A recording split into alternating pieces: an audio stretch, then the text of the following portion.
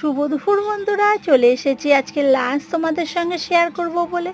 আর শনিবার, আর এটা শনিবারেরই লাঞ্চ। চলো কি রান্না করলাম তোমাদের সঙ্গে চটপট শেয়ার করে দিই। ছোটো হাঁড়িটায় রোজোর ভাত আছে, আর বড় হাঁড়িতে আমাদের বড়দের গরম গরম ভাত আছে, পটল ভাজা, আর আজকে ধোকার তরকারি করেছি। জোজো বাবা তো ঝোল খেতে পারবে না, তার জন্য ধোকাটা ভাজা রেখেছি, আর ছোট মাছ ভেজে রেখেছি।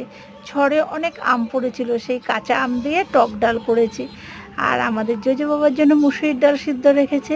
এদিকে ধোকার তরকারি করেছে, তোমাদের সঙ্গে এটা একবার শেয়ার করে দিলাম।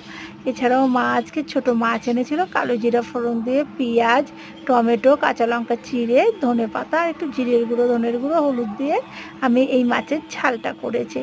সমস্ত রান্না রেডি হয়ে গেছে। আর দেখো, এই রান্নাগুলো একদম গরম গরম, তাই তাড়াতাড়ি লাঞ্চটা করে নেবো। তোমরা ভিডিওটা দেখো, ভালো লাগলে লাইক শেয়ার কমেন্ট হিসেবে ভালোবাসা দিও।